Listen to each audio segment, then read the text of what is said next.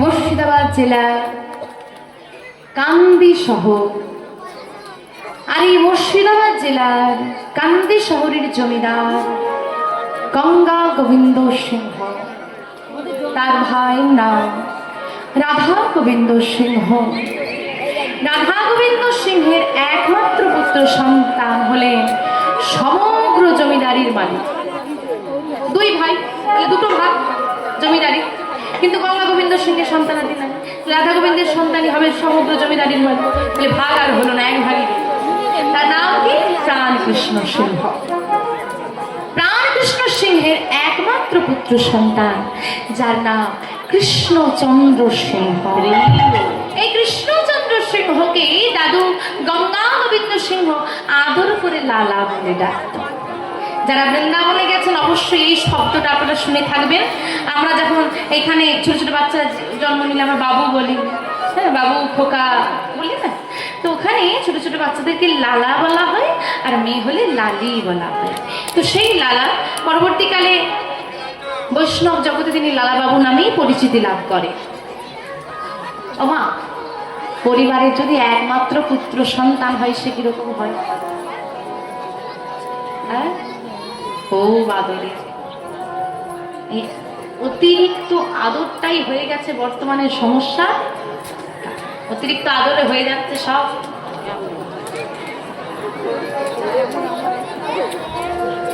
আগেকার মায়েদের 5টা 6টা করে সন্তান থাকতো, মিলেমিশে থাকতে বা মিলেমিশে ব্যাপারটা বুঝতো, অভাব কি, অর্থের মূল্য কি, এগুলো বুঝতো ছেলে মেয়ে। এখনকার একটা কিছু বলা চলবে না। এবার ভেবে দেখুন, লালাবাবু জমিদার পরিবারের একমাত্র পুত্র সন্তান,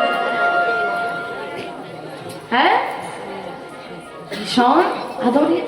তার কথার উপর কেউ কথা বলে না, আদরেই লালাবাবু বড় হওয়া। এখন লালাবাবুর বয়স 12 বছর। 12 বছরের লালা জমিদারি বাড়ির বারান্দায় আপন মনে খেলা করছে। প্রভাতকাল হঠাৎ জমিদার বাড়ির দরজা থেকে একটা আরতির আওয়াজ ভেসে এলো। কে যেন চিৎকার করে বলছে, বাবু বাবু,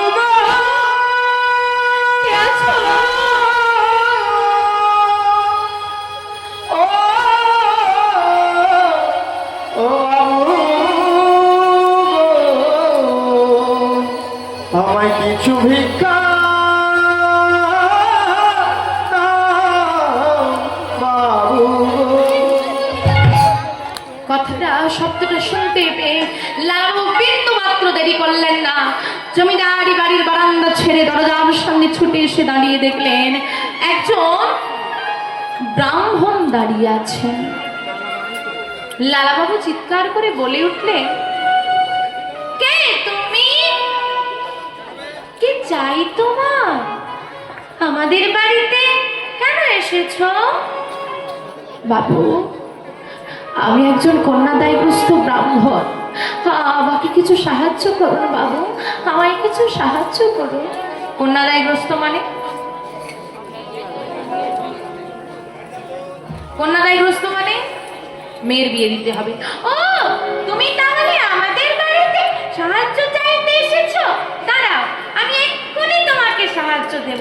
প্রহরী, ও প্রহরী, বলুন ছোট বাবু, যা তুমি এক্ষুনি এই ব্রাহ্মণকে 1000 টাকা দান করে দাও। কত দিতে বললো? আপনি দরজায় ভিখারি আসে, কত করে দেন? 1 টাকা ছোট্ট। কিপটেমির একটা সীমা পেরিয়ে কিপটেমি করে, বলে ছোট একটা। মায়েদের চরণে নিবেদন, কোনো ভিখারি, কোনো বৈষ্ণব, কোনো ভক্ত যদি আপনাদের দরজায় আসে, ফিরিয়ে দেবেন। আপনার যা সামর্থ্য আপনি তাই দেবেন। হয়তো সে যা চাইবে আপনি দিতে পারবেন না, কিন্তু আপনার যা সামর্থ্য আপনি দেবেন।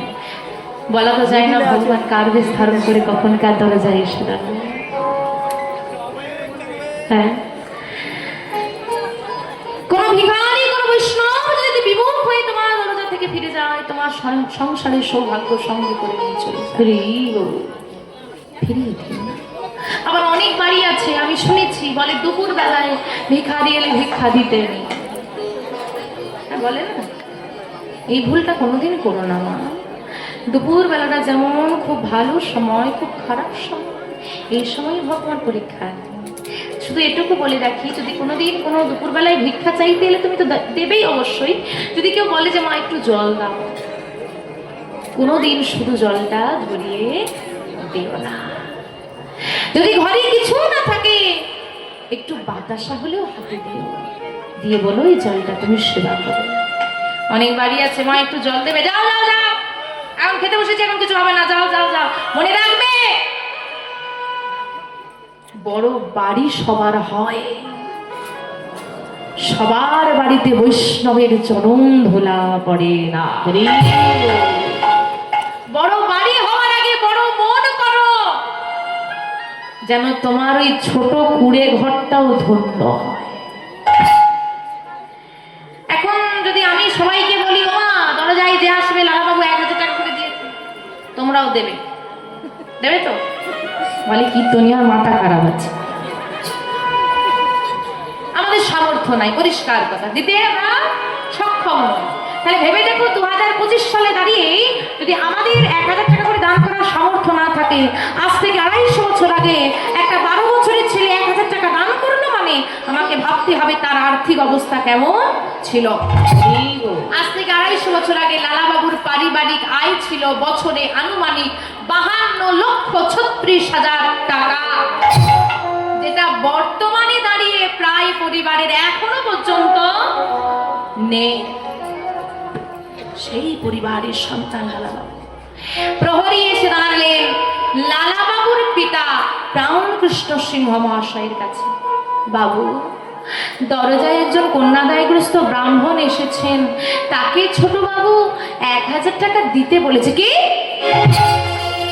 কত টাকা? আগে 1000 টাকা। রোজগার তো করে না, অর্থের মূল্য বুঝবে কি করে?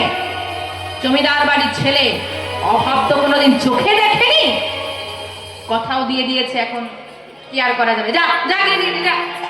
এই সব বলুন বাবু, দিয়ে তো দিবি, সঙ্গে লালাকে এটাও শুনিয়ে দিবি যতদিন না রোজগার করতে পারবে তার যেন দেওয়ার বাসনা না জাগে।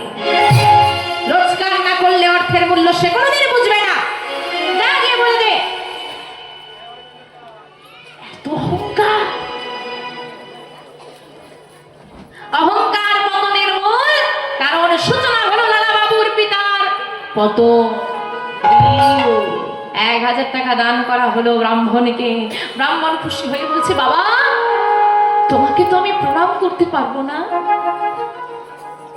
দুহাত ভরে তোমাকে আশীর্বাদ করি, জীবনে তোমার কৃষ্ণ কৃপা হোক, তোমার গোবিন্দ কৃপা হোক, তোমার কৃষ্ণ দর্শন হোক বাবা। আসি। ব্রাহ্মণ চলে গেল। প্রহরী বলে উঠল, ছোট বাবু আপনার পিতা আপনাকে বলে দিতে বলেছে যতদিন না আপনি রোজগার করতে পারবেন দেওয়ার বাসনা যেন আপনার না জাগে। আপনি তো রোজগার করেন না, আপনি অর্থের মূল্যটা বুঝবেন না। কি সামান্য 1000 টাকার জন্য এত বড় কথা বলল আমার পিতা? ছি ছি ছি, দান তো করার কর্তব্য আমার নয়, দান করবেন তিনি যিনি জমিদার হয়েছেন। তার কর্তব্য যাতে তার জমিদারিতে কেউ না কষ্টে থাকে সেটা দেখা। আর তিনি সামান্য 1000 টাকার জন্য নিজের পুত্রকে এমন কথা বললেন। যাও তুমি আগে বলে দাও প্রহরী, যে পিতা তার সন্তানকেই এত অর্থের অহংকার দেখায় তাকে আমি পিতা বলে মানি না। সঙ্গে এটাও বলে দেবে যতদিন না আমি রোজগার করতে পারছি আমি দেওয়ার বাসনা আর কোনোদিন প্রকাশ করব না। সঙ্গে এটাও বলে দাও যার এত বড় জমিদারি, এত বড় বাড়ি, কিন্তু মনটাই এত ছোট, তার ঘরে আমি আর থাকবো না। বড় বাড়ি তো কি হয়েছে, মন ছোট তো। তাই বাড়ি নয় মন বড় করো। এদিকে প্রহরী বলতে যাচ্ছে জমিদার বাবুকে, আর লালা ছুটতে ছুটতে জমিদারি বাড়ি ছুটে বেরিয়ে যাচ্ছে। লালা বাবুর পিতা সেদিন বলেছিলেন, প্রহরীর কথা শুনে, প্রহরী তো কাঁদছে, ছোট বাবু চলে যাচ্ছে, আপনি রক্ষা করুন। শোন, বাইরের জগৎটাও এখনো চেনে না, অভাব কি জানে, কি জিনিস জানে। ও যা, পরের দিন দেখবি ঘুরে বাড়ি আসছে, ও যাবে কোথায়। একদিনের কথা বলেছিলেন লালা বাবুর পিতা, 1 বছর গড়িয়ে গেল, ছেলের আর কোনো খোঁজ পিতা পেল না। এইবার পিতার অনুশোচনা, ভুল আমি করেছি, খোঁজ কর। তখন লালাবাবু কোথায়? বর্ধমান জেলায়। বর্ধমান জেলার একটি সেরেস্তাদারে 20 টাকা বেতনে কাজ করতেন। ভাবো কোন বাড়ির ছেলে কি করে। যাই হোক, এদিকে প্রহরীরা খবর পাওয়ার পর বহুবার, একবার নয় বহুবার লালাবাবুকে ফিরিয়ে নেওয়ার জন্য এলেও লালাবাবুর এক কথা, অহংকারী পিতার ঘরে আমি ফিরব না। পরবর্তীকালে পুত্র শোকে, সব রোগের ওষুধ আছে, এই রোগটা কি রোগ? চিন্তা, ধীরে ধীরে মানুষকে শেষ করে দেবে। তাই হলো, পুত্র শোকে পিতা শয্যাশায়ী হলেন, গোবিন্দকে জানালেন, হে গোবিন্দ, অপরাধ করেছি, অর্থের জন্য অহংকার করেছিলাম পুত্রের কাছে, আজকে অর্থ রইল, পুত্র আর আমাকে শেষ মুখটাও আমার দেখতে চায়, আমি কি করে ফেললাম। হে গোবিন্দ, তুমি কৃপা করো, আমার সন্তানকে তুমি দেখো। প্রাণ ত্যাগ করলে, প্রহরীদের কাকুতি মিনতি, আমাদেরকে আপনি রক্ষা করুন, আপনাকে আমরা ফিরে পেতে চাই, আপনার জমিদারি আপনি সাজান, যাকে খুশি তাকে দান করুন, আপনাকে কেউ বাধা দেবেন, আপনি ফিরে চলুন। ফিরে এলেন লালা বাবু, জমিদারি গ্রহণ করলেন, সকলের নয়নের মনে এত ভালোবাসে সবাই। বিবাহযোগ্য হলেন লালাবাবু। লালাবাবুর বিবাহ হলো কাত্যায়নী নামে এক সুকন্যার সঙ্গে। লালাবাবুর আবার হয়েছে একটা পুত্র সন্তান, নাম রেখেছে নারায়ণ।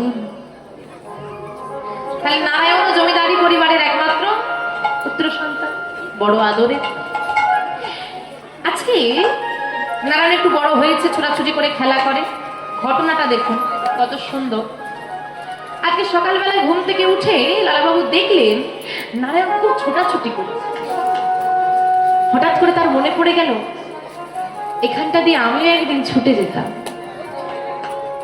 আমাকেও ধরার জন্য প্রহরীরা পেছন পেছন ছুটত। আমার পিতার অহংকার এত সুন্দর শৈশবকালটাকে নষ্ট করে দিল। এই কথাটা মনে পড়া মাত্র মনটা ভীষণ বিবর্ণ হয়ে গেছে। তাই তিনি হাঁটতে হাঁটতে ধীরে ধীরে এত বছর পর সেই বারান্দায় এলেন। বারান্দায় এসে বসলেন, আর বসে বসে চিন্তা করছেন, এই সেই প্রভাতকাল, এই সেই বারান্দা, যে বারান্দা আমাকে আমার জীবনের শৈশবকাল থেকে বঞ্চিত করেছিল। আর এই বারান্দায় যখন আমি খেলা করছিলাম, একজন চিৎকার করেছিল, কি বলে? যেই না ওই চিৎকারটার কথা, ওই ডাকটার কথা লালাবাবুর মনে পড়েছে। চিন্তা যা, বাস্তবতা। দরজার সামনে এসে চিৎকার করে বলে উঠলো একজন, বাবু!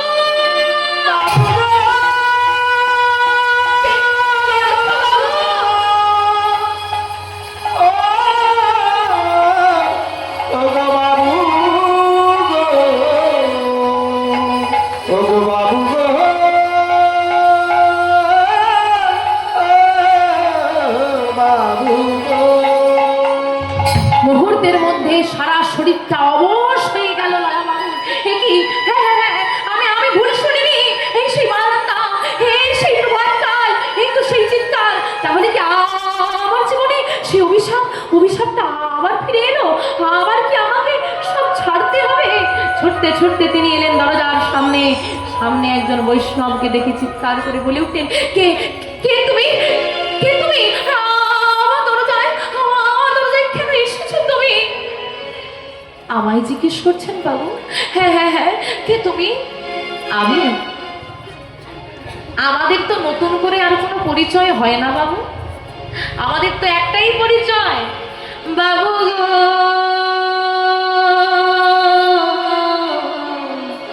আমি হলাম দিন ভিখারি।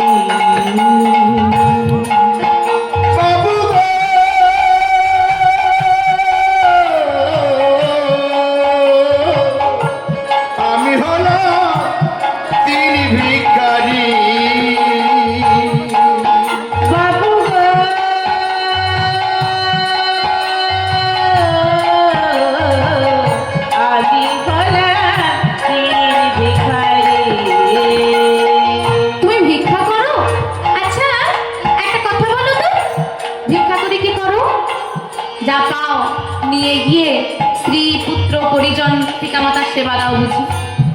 না না না, তাহলে কি করো তুমি? আমার তো স্ত্রী পুত্র পিতামাতা কেউ নেই। কেউ নেই যখন ভিক্ষা করো কেন? কেউ নেই, আমার একজন ঘরে আছে। একজন? কে একজন? কে জানো? আমার ঘরে আছে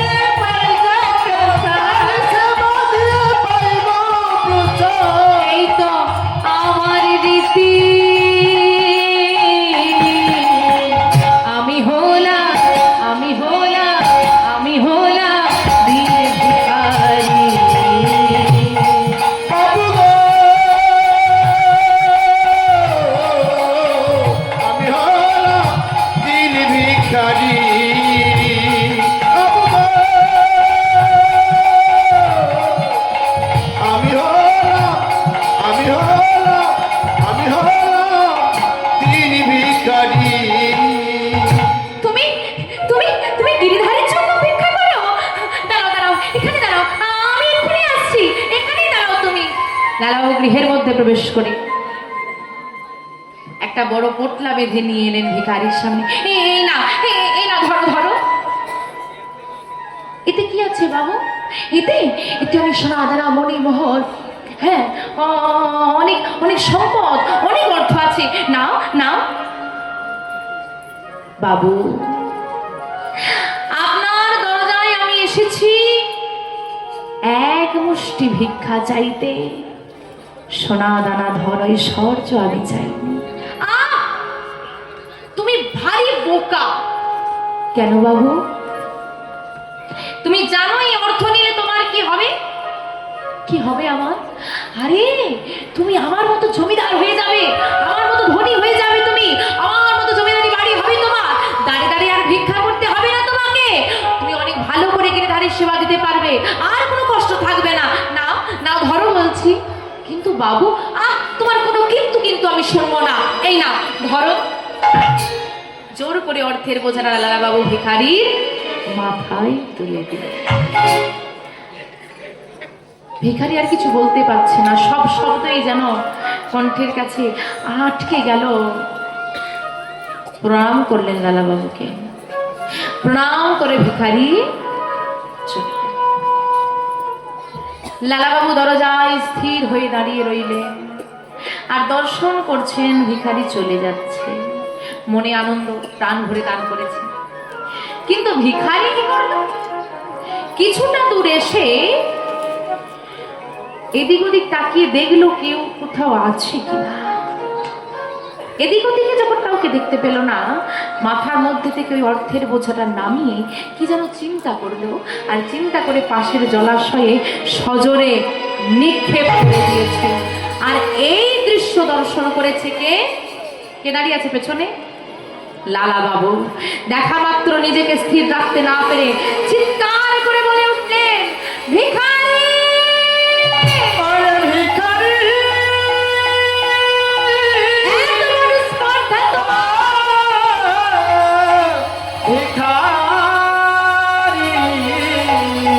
তুই কি করিলি রে ভিখারি? তুমি কি করলে?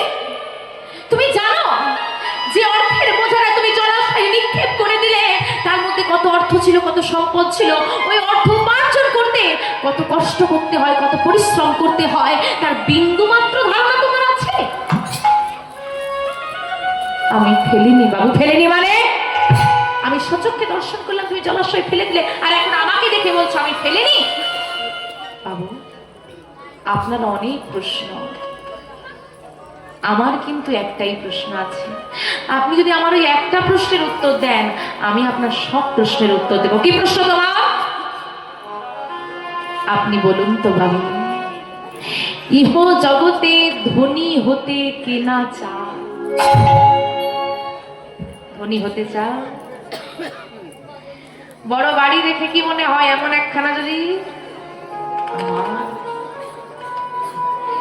রোদে ভিজে, রোদে ঘেমে, বর্ষায় ভিজে যখন অফিস যেতে হয়, পাশের প্রাইভেট কারটা দেখে মনে হয় আমার যদি একটা থাকতো, কে আর এই বৃষ্টিতে ভিজত।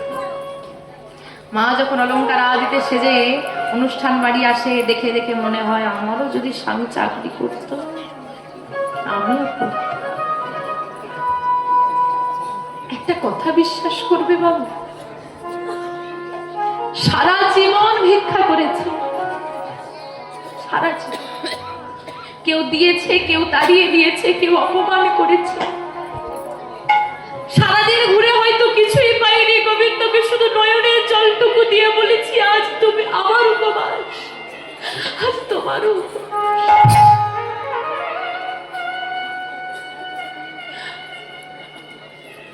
কোনদিন তবুও কারো অর্থ দেখে,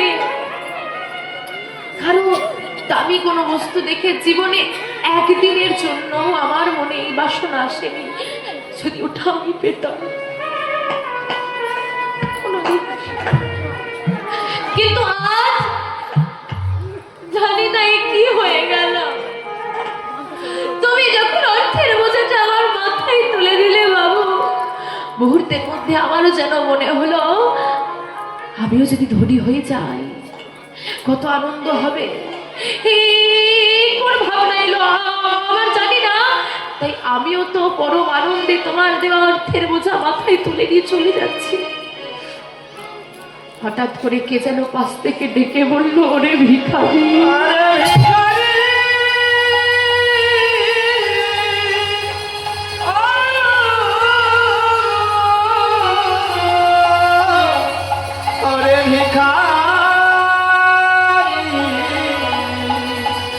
ভিখারি রে,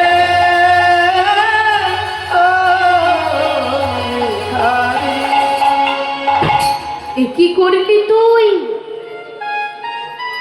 ভক্তির বোঝা নামিয়ে দিয়ে অর্থের বোঝা মাথায় তুলে নিলি? ওরে, তুইও আবার লালার মতো ধনী হতে চাস? তুইও কি আবার জমিদার হতে চাস? ওরে ভিখারি, দরজায় দরজায় ভিক্ষা করে তুই যা পাস তাই নিস, আমার সেবা দিস।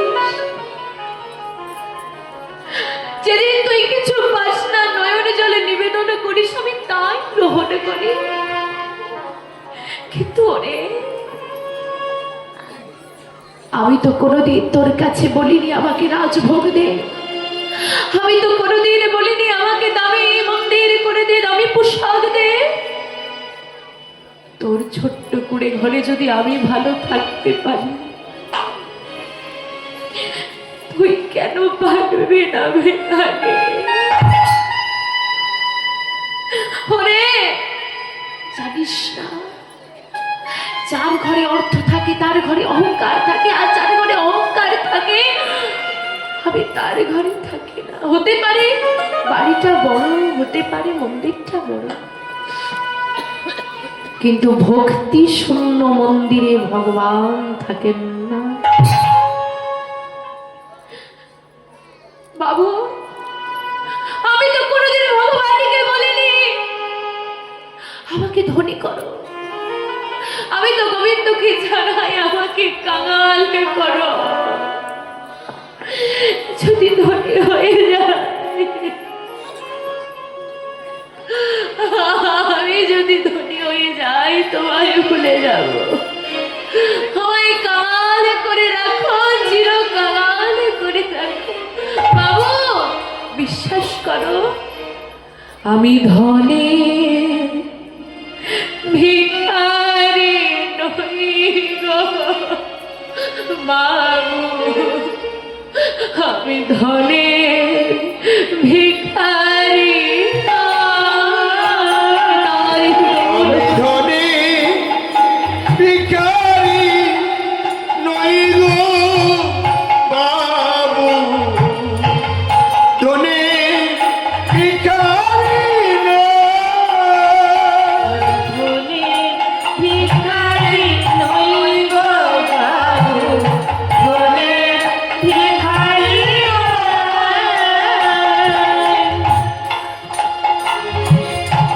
কৃষ্ণ নামে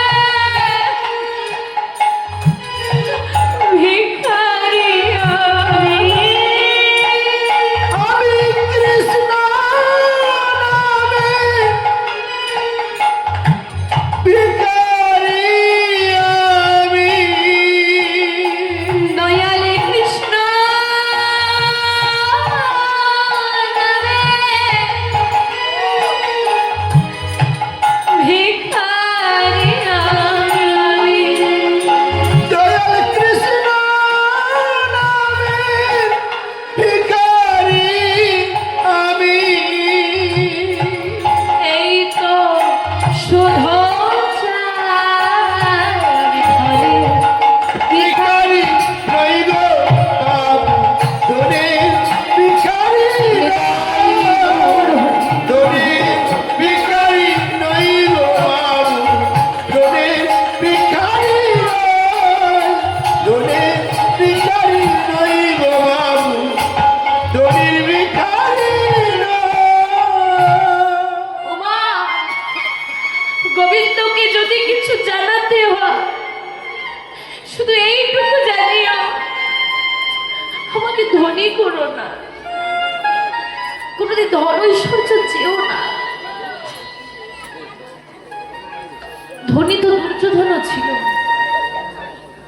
ভগবানকে তো স্বর্ণপাত্রে রাজভোগ দুর্যোধনও দিয়েছিল, 56 ভোগ সাজিয়ে দিয়ে। ভগবান নেই,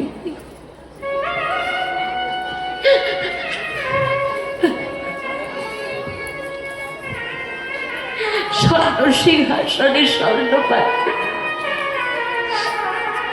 রাজভোগ সাজিয়ে কৃষ্ণকে সেবা দিয়েছিল দুর্যোধন, নিল না। একজন অহংকারে রাজকীয় সেবা সাজিয়ে বসে আছে, আর একজনের ঘরে চালের দানা নেই, সে বসে বসে কাঁদছে। কিছু নেই তবু কাঁদছে। ভগবান তার দরজায় গিয়ে দাঁড়িয়ে বলছে, দাও মা দাও, দাও কিছু সেবা দাও।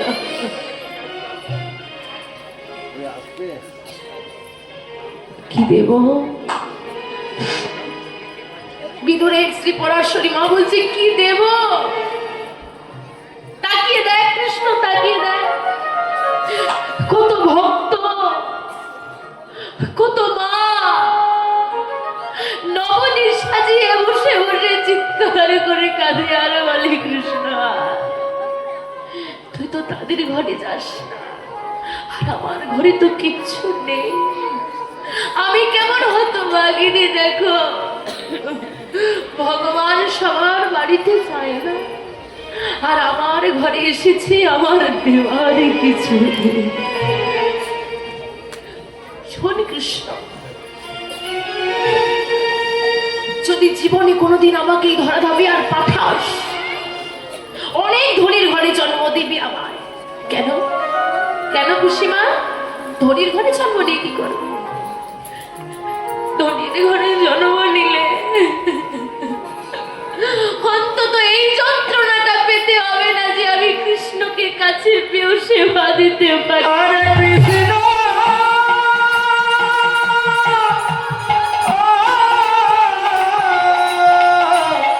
কৃষ্ণ রে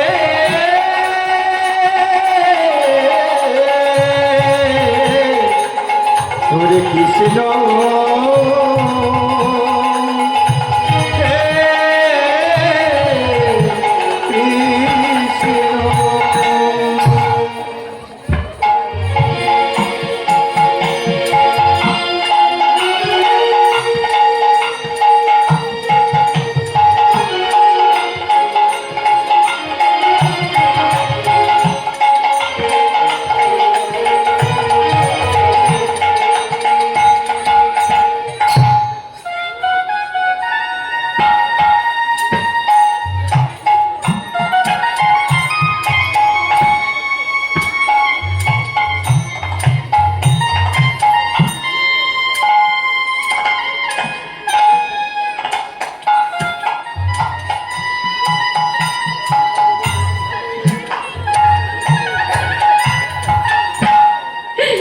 কি দেব কৃষ্ণ, কি দেব বল বল একবার।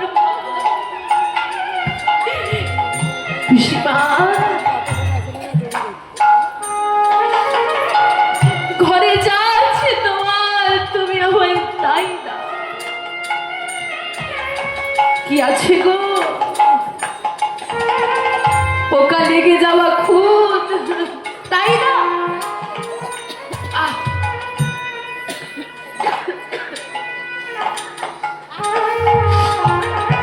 খুদে পোকা লেগে গেছে, তাই দিয়ে অন্ন, শুধু অন্নটা দেব? আরে শুধু অন্য কাউকে দেওয়া যায়? আমরা তো শুধু অন্য কোনো মানুষকেও দিতে পারি না। আমার ঘরে তো ওরা আরো বসে তারা গাছের কলাগুলো পেকে গেছে, কলা পেরে এনে বসতে দেব কোথায়? হ্যাঁ, আমার ঘরটা তো নোংরা হয়ে যাচ্ছে, কোথায় বসতে দেব আমি তোকে?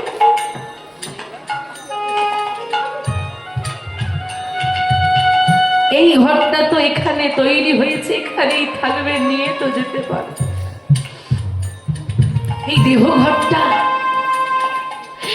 তুই আমাকে এই দেহ ঘরটা দিয়েছিস, যেটা অনেক সুন্দর দিয়েছিস।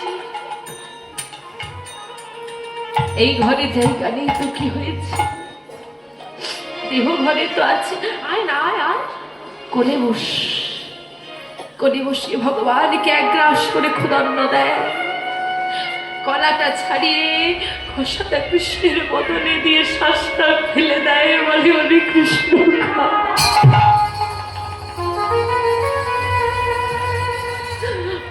তুমি কোনদিন কলার খোসা সেবা করেছ? ভগবান সেবা করবে।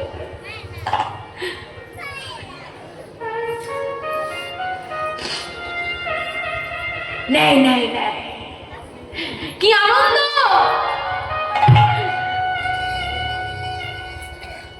রাজভোগ ছেড়ে দিয়ে সে কলার খোসা সেবা করছে, কি আনন্দ কৃষ্ণের। ও পিসিমা, থামলে কেন? থামলে কেন? আরো যাও।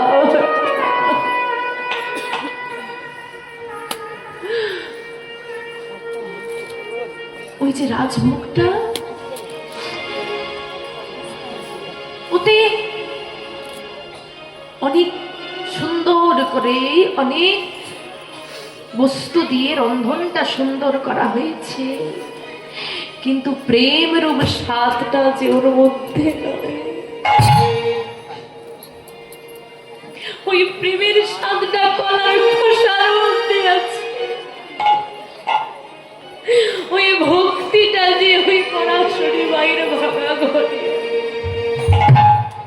ভগবান তাই সেবা করলো, তবু দুর্যোধনের অহংকারের অন্যের দিকে ফিরেও তাকাল। তাই গোবিন্দকে যদি কিছু নিবেদন করতে হয়, মা, স্বর্ণ পাত্র লাগে না, রাজভোগ লাগে না, দামি পোশাক লাগে না, বড় মন্দির লাগে না, শুধু নয়ন বাড়িতে মন তুলসী আর ভক্তি চন্দনটা মর্দন করে যদি নিবেদন করে দিতে। ও হে কৃপা,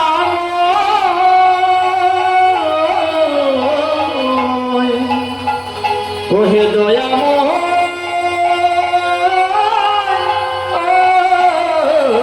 করুণা ভগবান সারা জীবন থাকবে থাকবে গো থাকবে, তোমার এই মন ঘরে বাধা হয়ে।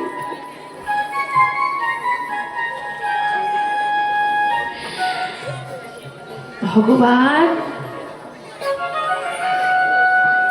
ভক্তি দেখে, সম্পদ নয়।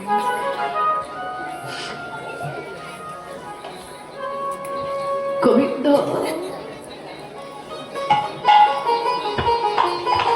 এই জগৎ সংসারে যে লীলাময় খেলা খেলে, সেই খেলার কোনো হিসেব আমরা দিতে পারি না, আমাদের কাছে নেই। ভগবান কখন কাকে কৃপা করে আর কিভাবে কৃপা করে, শুধু এটুকু জেনে রাখবেন, কেউ সুখে আছে বলে আপনারা ভেবে নেন যে ভগবান ওকে কৃপা করেছে, আমার জীবনে কষ্ট, আমার জীবনে দুঃখ, আমার উন্নতি নেই, আমার দিকে ভগবান ঘুরেও দেখে না, এই ভাবনা হলো সব থেকে ভুল। আপনি কীর্তন শুনতে বসেছেন, মন দিয়ে কীর্তন শুনছে, আপনারই পাশে বসে একটা বাচ্চা ভীষণ দুষ্টুমি করছে, আপনি যাকে চকলেট দিতে পারবেন, চুপ করতে বলতে পারবেন, কিন্তু মারতে পারবেন না, কারণ সেটা অপরের সন্তান। কিন্তু আপনার সন্তান যদি কোনো দুষ্টুমি করে, কোনো অন্যায় করে, আপনি কি করেন? শাসন করেন, বকেন, মারেন। ওগো, পরের হলে তো শাসন করা যায় না, ভালোবাসা যায় যাকে তাকে তো শাসন করে। ভগবান যাকে আপন বলে মানে, ভগবান যাকে বড় ভালোবাসে, ভগবান যাকে আপন করে নেয়, তাকে তো শাস্তি দেয়, কারণ সে জানে তুমি নিজের সন্তানকে যতই বকো, যতই মারো, কিছুক্ষণ পরে সে মা বলে আবার জড়িয়ে ধরবে। আমি আমার যে আপন ভক্ত, যাকে আমি কষ্ট দিচ্ছি, ও যত কষ্ট পাবে ততই আমাকে আরো শক্ত করে জড়িয়ে ধরবে, ততই তো আমাকে ডাকবে। দয়াময়, এটাই গোবিন্দের লীলা। দয়াময়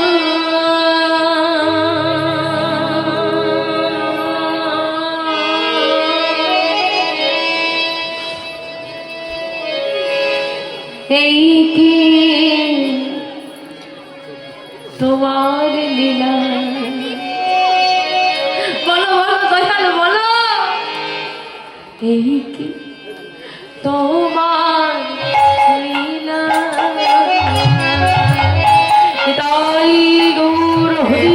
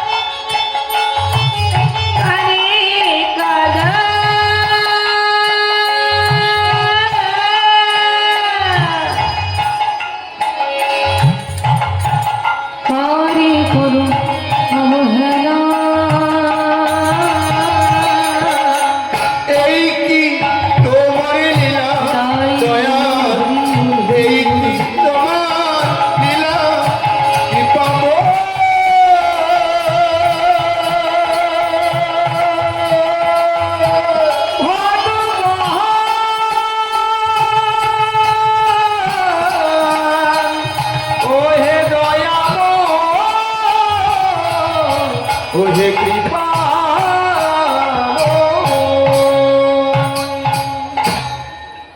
বাবু, কিছু মনে করো না, তুমি তো জমিদার, তোমার স্ত্রী পুত্র পরিজন অনেকে আছে, দাস দাসী আছে, আমি ভিখারি, তাই আমার কেউ নেই। আচ্ছা, ধনী হলে যদি আমি অহংকারী হয়ে যাই, আর আমি অহংকারী হয়ে গেলে আমার একমাত্র সম্বল গিরিধারী যদি আমার ঘর ছেড়ে চলে যায়, বাবু সারাটা জীবন তো ভিক্ষা করে এলাম, আর জীবনের কটা দিন বলো, এই কটা দিন আমি ভিক্ষা করে ঠিক ভালো থেকে যাব, কিন্তু গিরিধারীকে ছাড়া আমি একদিনও থাকতে পারবো না। সেই গিরিধারীকে হারিয়ে ফেলার ভয়ে আমি তোমার সম্পদ ফেলে দিয়েছি।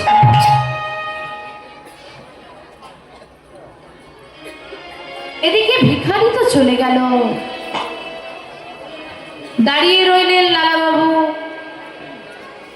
জলাশয়ের দিকে তাকিয়ে চিন্তা করতে লাগলেন, সারাদিন সর্বক্ষণ কিভাবে সম্পদ উপার্জন করা যায় তার চিন্তায় মগ্ন থাকি আমি। কিন্তু ওই ভিখারি কি এমন সম্পদ পেয়েছে যে আমার এত দামি সম্পদ জলে ফেলে দিতেও তার দ্বিধা হলো না? ভগবানের লীলা। বাবা, এক ভিখারি এসেছিল যে লালাবাবুকে জমিদারি ছাড়া করেছিলেন, আরেক ভিখারি এলো যে লালাবাবুর মনটাকে জমিদারি ছাড়া করে দিল। লালাবাবু ফিরে এলেন জমিদারিতে, কিন্তু মন ফিরল না। ইতিমধ্যেই আরেকটি দুর্ঘটনা ঘটে গেল। কিছুদিনের মধ্যে একটি দুঃসংবাদ এসে পৌঁছে গেল লালাবাবুর দরজায়। কি দুঃসংবাদ? লালাবাবুর একটি বাল্য বয়স্কার বন্ধু, যার নাম জগৎ শেঠ, যে জগৎ শেঠকে লালাবাবু নিজের প্রাণের থেকেও বেশি ভালোবাসতেন, সেই জগৎ শেঠ সামান্য একটা জমির জন্য লালাবাবুর নামে হাইকোর্টে মামলা করে দিয়েছে। মামলার চিঠি পৌঁছে গেল লালাবাবুর দরজায়। এটি ছি ছি ছি ছি ছি, যাকে আমি প্রাণের থেকেও বেশি ভালোবাসি, যার জন্য আমি প্রাণ দিতে প্রস্তুত, সে কিনা আমার নামে সামান্য জমির জন্য হাইকোর্টে করলো মামলা। ছি ছি ছি ছি ছি। যে বন্ধুর একসঙ্গে খাওয়া, একসঙ্গে ঘুমানো, একসঙ্গে লেখাপড়া শেখা, একসঙ্গে থাকা, সব কিছু, একে অপরের প্রাণ, তারাই এখন দুজন দুজনার শত্রু। কারণ কি কারণে? বিষয় বিষ। যে বিষয় বিষ কোন সম্পর্কের মধ্যেখানে একবার যদি ঢুকে যায়, সে সম্পর্ক আর ভালো থাকবে না। যেমন এক কলসি জল, অনেকটা জল, তো এক কলসি জল মানে এক ফোঁটা যদি কেরোসিন তেল দেওয়া যায়, ওই এক কলসি জল নষ্ট হয়ে যাবে। হোক যতই জল হোক, তেমন অনেক ভালোবাসা, এক ফোঁটা বিষয় বিষ সমগ্র বিষাক্ত করে দেবে। শত্রুতার সম্পর্ক, মন হয়ে গেল মন মরা, মন খারাপ হয়ে গেছে, আর কিচ্ছু ভালো লাগছে না। কি বিষয় সম্পদ নিয়ে পড়ে থাকি সারাদিন, এই বিষয়ের জন্য আজকে আমাকে হাইকোর্টে যেতে হচ্ছে। এই বিষয় কি আছে এর মধ্যে? এই বিষয় তো অবলীলায় জলের মধ্যে ফেলে দিয়ে চলে গেল ভিখারি। কেন পড়ে থাকি এই বিষয় নিয়ে? স্বামী, এমন পাগলামি করো না। মামলা যখন হয়েছে, যেতে তোমাকে হবেনি। আজ তোমার মামলার তারিখ ভুলে যেও না। হ্যাঁ, যেতে তো হবেই। লালাবাবু মন মরা হয়ে প্রস্তুত হয়ে চলে গেলেন মামলায়। সন্ধ্যা হলো, মন মরা হয়ে মেজাজটা তার একদম ভালো নেই। মামলায় গেলে কার ভালো লাগে? কোর্ট কাছারি। মেজাজ ভালো নেই, মন ভালো নেই, সারাদিনের পরিশ্রম, শরীরটাও বইছে না। তিনি ফিরছেন ঘরের দিকে, আর লালাবাবুর ঘরে একটা 7 বছরের মেয়ে, যার নাম সুমতি। দাসী গো, কাজের মেয়ে, নাম কি? সুমতি। সুমানে ভালো, ভালো জিনিস সে মতি। আর এই জগতের ভালো কোন দিকটা? একমাত্র গোবিন্দের চরণ। সেই মেয়ের গোবিন্দের চরণের প্রতি খুব মতি। তার নাম যেমন সুমতি, তার মতিটাও সুয়ের দিকে, সুমতি। তো সুমতির সন্ধ্যাবেলার একটা নির্দিষ্ট কাজ আছে। যেমন কেউ রান্না করে, সে রান্নাটা করে দেবে বা সময় মতো, কেউ বাসন মাজে, বাসনটা সময় মতো মাজতে হবে। সুমতির সময় মতো কাজ হচ্ছে সন্ধ্যেবেলার কাজ, বাবুর বিছানাটা পরিষ্কার করে দেওয়া, বাবুর ঘরটা পরিষ্কার করে দেওয়া। লালাবাবু যে পালঙ্কে শয়ন করতেন সেটা হচ্ছে সোনা। সেই সোনার পালঙ্কের ওপর নরম বিছানাটা সুমতি প্রতিদিন করে দেয়। আজকেও সে সন্ধ্যার বেলা মায়েদের কাজ, হ্যাঁ সিরিয়াল দেখা, সিরিয়াল দেখা। না, এখানকার মায়েরা ভালো সিরিয়াল দেখে না, তাই তো? দেখে 4টে থেকে রাত 10টা।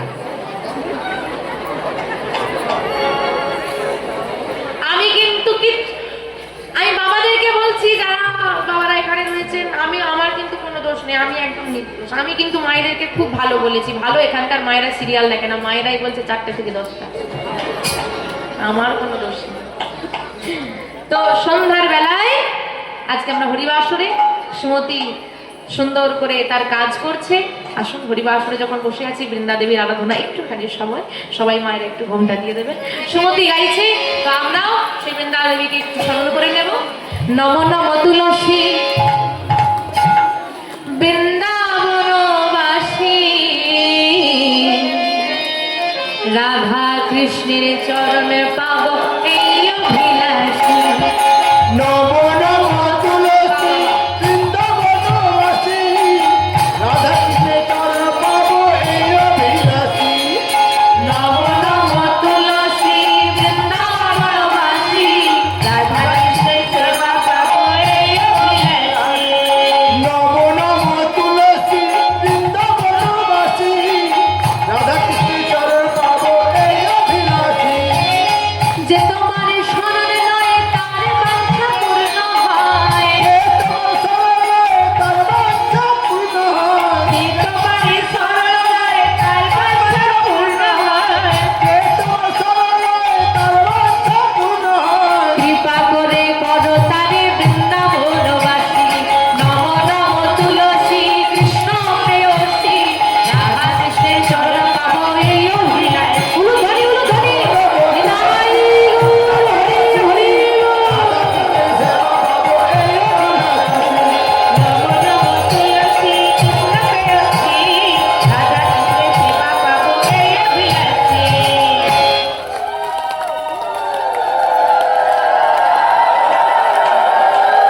হরি বল, হরি বল, হরি বল।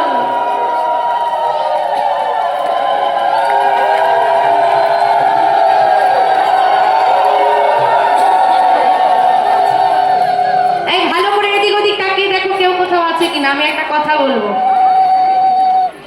কেউ নেই তো? এতজন বসে আছে, মানে না না কেউ নেই। সুমতি হঠাৎ ওই কাজ করতে করতে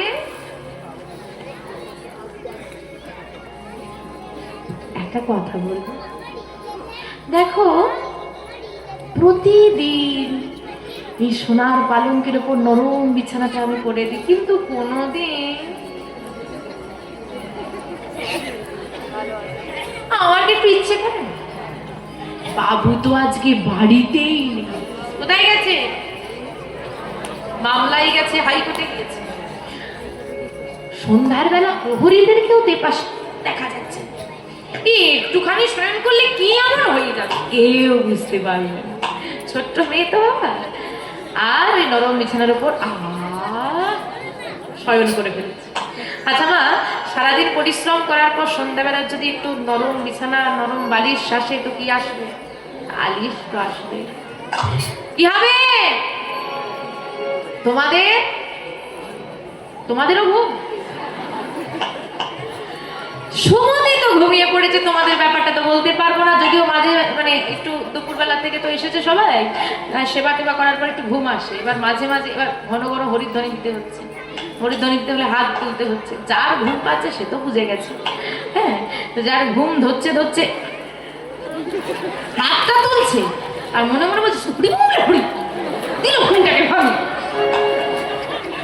একটু ঘুমোচ্ছি ঘুমো দেবে না হরি বল মনে মনে আমাকে গালি তা দিক আমাদের কাজটাই এমন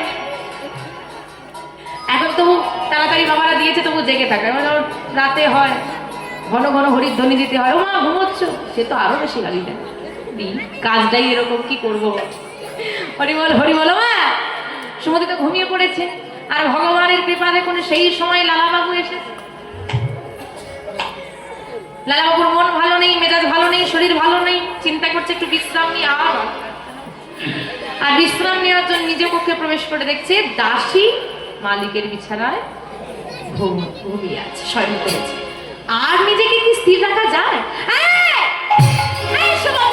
তোর এত বড় স্পর্ধা তুই দাসী হয়ে মালিকের বিছানায় ঘুমোস কোথায় তোরা দেখতে পাচ্ছিস না ধরে নিয়ে যায় কে ধরে নিয়ে গিয়ে 30 ধাবেত্রা ঘাট কর বুঝিয়ে দে মালিকের বিছানায় ঘুমোলে তার কি শাস্তি হতে পারে যা ধরে নিয়ে যা প্রহরীরা এবার চিন্তা করছে আমরা হয়তো কাজে ফাঁকি দিয়েছি এবার তো ধরবে প্রহরীরা ছুটতে ছুটতে আসছে সুমতির ঘুম ভেঙেছে সুমতি আর ভয়ে ওই সোনার পালঙ্ক থেকে নিচে নামতে পারছে না ওই পালঙ্কের উপর দাঁড়িয়ে দাঁড়িয়ে ভয় ধরতে কি শাস্তি ঘোষণা হয়েছে 30 ঘা বেতের আঘাত আপনারা ভেবে বলুন তো ওই 7 বছরের মেয়েটাকে 30 ঘা বেত্রাঘাত করলে মেয়েটা আর বাঁচবে শাস্তি তো ঘোষণা হয়ে গেল তার কথা কেউ ভাবে মেয়েটা দাঁড়িয়ে দাঁড়িয়ে কাঁদছে একবার হাসছে আর একবার কাঁদছে আমি তোকে শাস্তি দিলাম তুই অপরাধ করেছিস আর তুই একবার হাসছিস একবার কাঁদছিস আমার সঙ্গে মস্করা করছিস না না না বাবু আমি তোমার সঙ্গে মজা করছি না মজা করছিস না মজা যদি না করিস বল তুই হাসলি কেন কিরে বল তুই হাসলি কেন বাবু আপনি আমার মালিক আমি আপনার দাসী তুমি অন্যায় করো আর ন্যায় করো তুমি যদি কারোর সঙ্গে ন্যায় করো সে যদি তোমার সঙ্গে অন্যায় করে যে তোমার সঙ্গে অন্যায় করলো কেউ তুমি তার সঙ্গে অন্যায় না করলেও কেউ একজন আসবে তার সঙ্গে একই ঘটনা ঘটিয়ে দিয়ে চলে যাবে ভগবানের খাতার হিসেবে কোনো ফাঁকি চলে না তুমি ভালো কর্ম করলেও সেটা তুমি ফেরত পাবে তুমি খারাপ কর্ম করলেও সেটা ফেরত পাবে তুমি যার সঙ্গে করলে সে তোমাকে ফেরত না দিলেও কেউ না কেউ আসবে তোমাকে ফেরত দেবে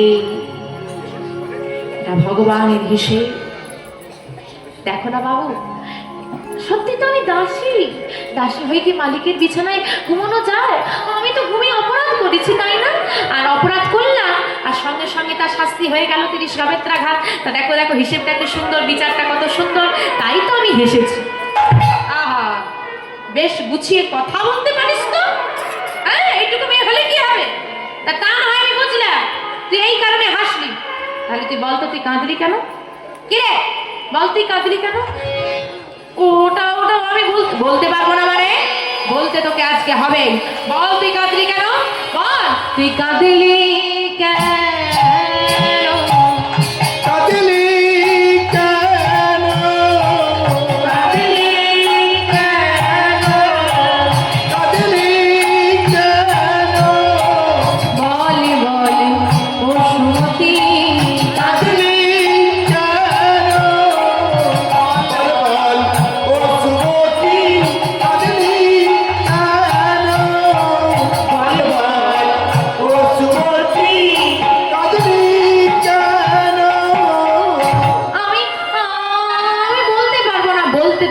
হবে তুই হাসলি কেন বলতে পারবি কাঁদলি কেন বলতে পারবি না বল তুই কাঁদলি কেন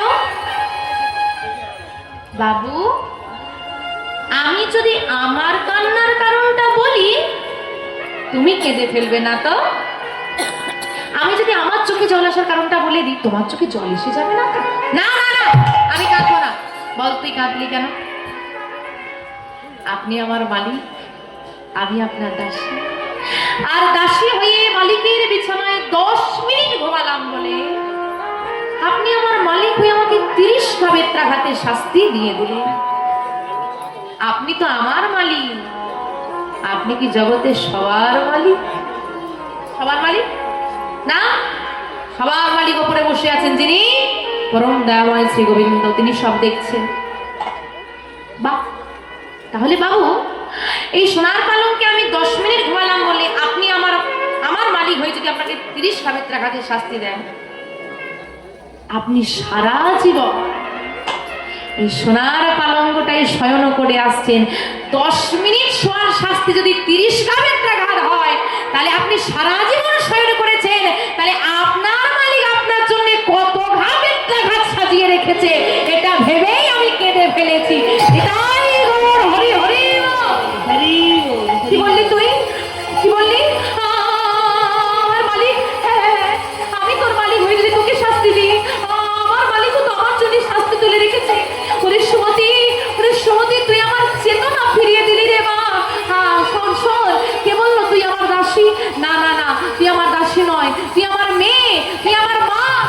বল বল, আমায় বাবা বল, আমায় বাবা বলে ডাক। বাবু? না না না, বাবু নয়, বাবু নয়, বাবা বল, বাবা। বাবা? হ্যাঁ হ্যাঁ হ্যাঁ, আমি তোর বাবা আর তুই আমার মেয়ে, আর তোর বাবা হয়ে এই আমি তোর মাথায় হাত দিয়ে প্রতিজ্ঞা করলাম, না না ঘুমাবো না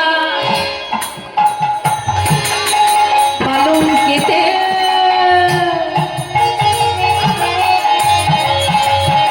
আমি এই করিলাম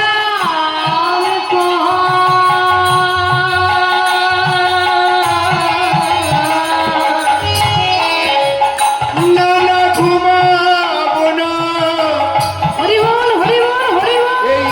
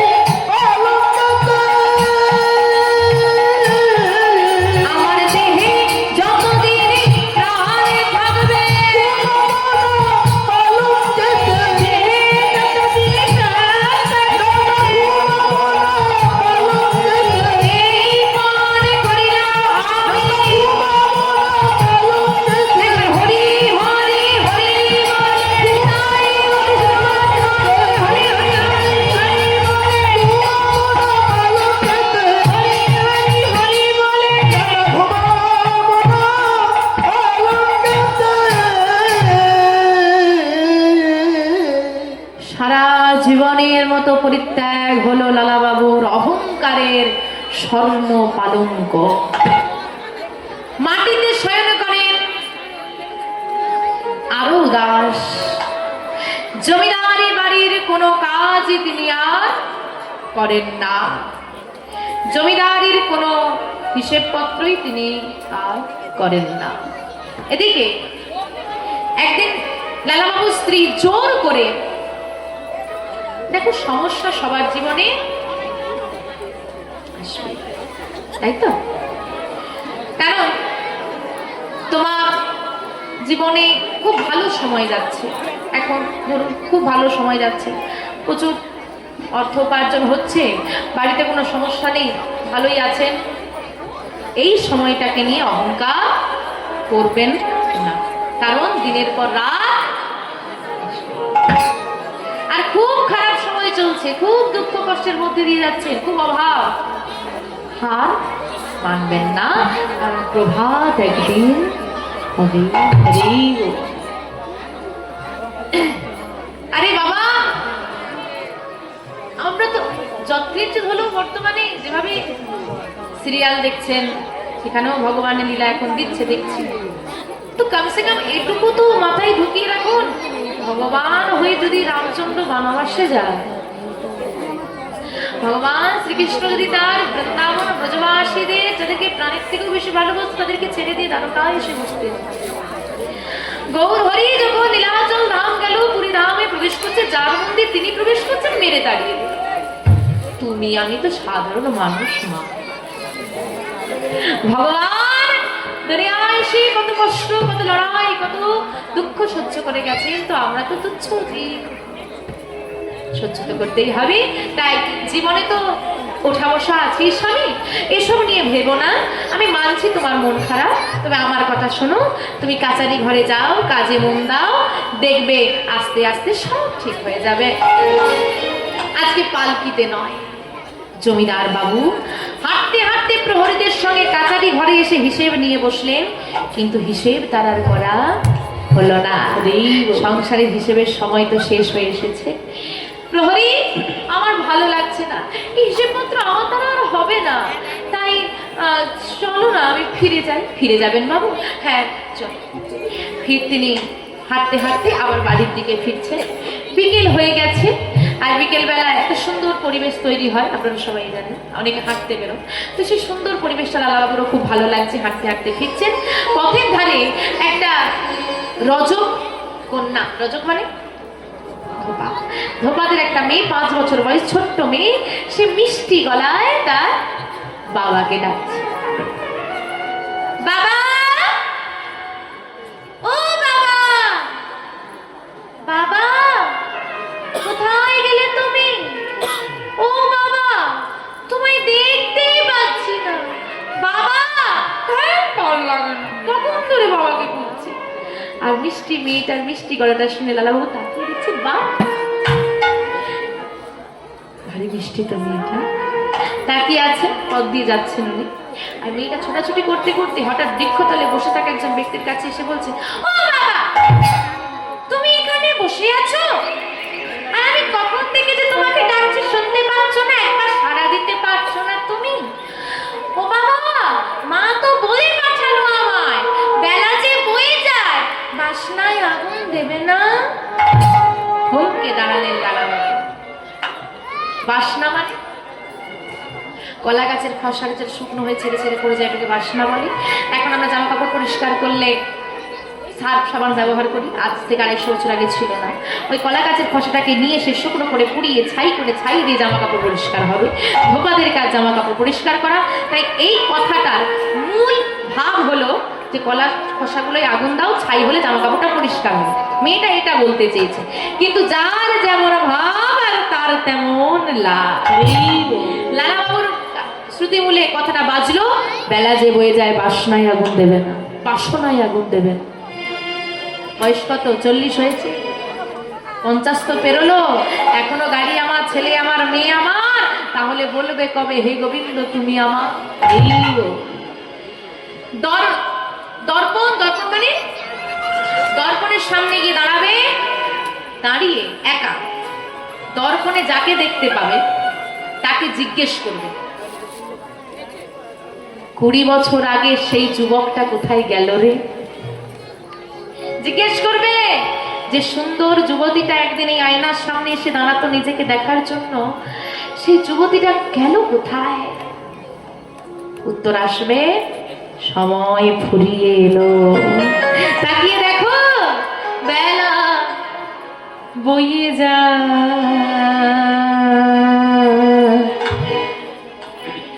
বাবা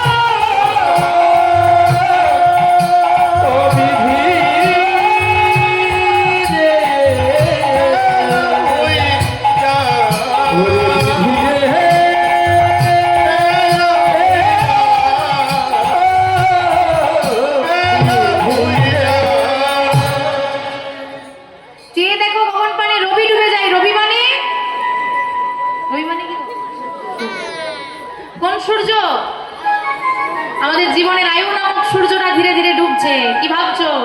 আরে দাঁড়া, এখনো মাথার চুলগুলোই এখনো পা ধরেনি, এখন কি তুলসীর মালা করবো? দাঁড়া, এই বয়সে কি হরি হরি? দাঁড়া, হ্যাঁ এই বয়সে কি হরি হরি বলো? দেরি আছে, একটু বুড়ো না হলে কি আর হরি হরি মানা? ঠিক আছে, তুমি বৃদ্ধ হলে হরিনাম করবে মেনে নিলাম, তুমি যে বৃদ্ধ হবে গ্যারেন্টিটা কে দিয়ে রেখেছে? হ্যাঁ, মানুষ সস্তায় জিনিস খোঁজে না এখন। হ্যাঁ, চায়নার জিনিস আমরা বেশি ব্যবহার করি, কম দামে পাওয়া যায়, কিন্তু কোনো গ্যারেন্টি? আমাদেরও একই অবস্থা, কোনো গ্যারেন্টি নেই, যখন তখন কোনো সময় হিসেব নেই। আর যাই হোক, হরিবাসরে যখন এসেই পড়েছো, সবার মুখ থেকে হয়তো শুনছো যে জীবনে একবার, সারাদিনে অন্তত একবার গোবিন্দের নাম করতে হয়। আচ্ছা ঠিক আছে বাবু, কাল থেকে করবো, কথা দিলাম। কাল থেকে করবে তো? আরে কালকে তো বিয়ে বাড়ি আছে, কালকের দিনটা চলে যায়, কাল থেকে করবে। আরে মনেই নেই, আজকে তো বউ ভাত, আজকের দিনটা ছেড়ে দাও, কাল থেকে করবো। আরে আজকে শীতকালটা চলে যাচ্ছে, একটা ফিস্ট না করলে হয় বল? আজকে ফিস্ট করে কাল থেকে। আরে আজকে তো মার্কেটে যাওয়ার কথা, যা কালকে করবো। কাল কাল করতে করতে মৃত্যু এসে গেছে, মৃত্যু হয়ে গেছে, এবার বিচার হচ্ছে। কি গো, সারা জীবনে হরিনাম করেনি? আরে দাঁড়াও তো বাবু, বলেছিলাম তো কাল থেকে করবো, আজকে মরে গেলে কালকে করবো কি করে? হরি বল, হরি বল, হরি বল। আমাদের কাল কাল কাল কাল জীবনের সারা কাল কেটে গেল, তবু কাল আর আজ হলো না। এই কালটাকে আজ করতে হবে। এখন আছি, এখন নাম করে নাও। আজকে সবাই মিলে হরিবাসরে বসে নাম করছি, কালকে কে কোথায় থাকবো আদেও থাকবো কি না কোনো বিষয় নেই। ঘুমিয়ে পড়ো, ঘুম ভাঙলে সকাল, না ভাঙলে পরকাল। লালাবাবু কথাটা শুনলে যে সত্যিই তো বেলা বয়ে যাচ্ছে, বিষয় বাসনায় আগুন আমাকেও দিতে হবে। ফিরে এলেন গৃহ মাঝে। এদিকে সন্ধ্যা পেরিয়ে রাত্রি, রাত্রি পেরিয়ে গভীর রাত্রি, সবাই ঘুমিয়ে গেল। সমগ্র জমিদারি বাড়ি নিস্তব্ধ হয়ে গেল। লালাবাবুর নয়নে নিদ্রা নাই। কি করব আমি, কি করব আমি? কে যেন পাশ থেকে সাড়া দিয়ে বলল, লালা এখনো বিষয় বাসনা ত্যাগ করে বা। এতদিন তো জমিদার হয়ে বাঁচলি, এতদিন তো পরিবারের জন্য বাঁচলি, এবার না হয় নিজের জন্য বাঁচ, এবার না হয় পরপারে রাস্তাটা করে নে, এবার না হয় বিষয় বাসনায় আগুন দিয়ে ভক্তির বাসনা কর। বেশ, সিদ্ধান্ত চূড়ান্ত আর নয়। জমিদারি বেশ পরিত্যাগ করে গেরুয়া বসন পরিধারে, কিন্তু যাব তো গোবিন্দ সেবায়। কিন্তু গোবিন্দ সেবায় যেতে হলে তো অনুমতি নিতে হয়। অনুমতিটা নেব কার? কার অনুমতি? হ্যাঁ, কিন্তু লালাবাবুর জমিদারিতে তো কেউ ভক্তিমতী নেই মা, একজনই আছে। কে?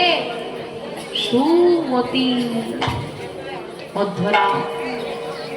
সুমতি, সুমতি, সুমতি কে? চুপ, আমি? তুমি এত রাতে বাবা? তোকে একটা কথা জানাতে এলাম। কি কথা বাবা? আমি বৃন্দাবন চলে যাচ্ছি। কেন? আমি কৃষ্ণ দর্শনে যাব বৃন্দাবন। বাবা, তুমি আর কাউকে জানাবে না? না, সংসারকে জানিয়ে গেলে সংসার যেতে দেবে না। কিন্তু বাবা, তোমার জমিদারি রইল সব। এই জমিদারি আমি না থাকলে কেউ ঠিক না ঠিক চালিয়ে নেবে, কিন্তু গোবিন্দের পরপারের সংসারে আমি ছাড়া আমার উপকার কেউ করতে পারবে না। আজকে আপনি অসুস্থ, আপনি রন্ধন করছেন না, কেউ না কেউ ঠিক করে নেবে, খাওয়ার ব্যবস্থা হয়ে যাবে, কিন্তু পরপারে তোমার যাওয়ার ব্যবস্থাটা তুমি ছাড়াই আর কেউ করতে পারবে না। তা যেটা তোমার, তুমি ছাড়াও যে কাজটা হয়ে যাবে সেটাতে একটু কম গুরুত্ব না, যেটা তুমি ছাড়া আর কেউ করতে পারবে না সেটা করবে।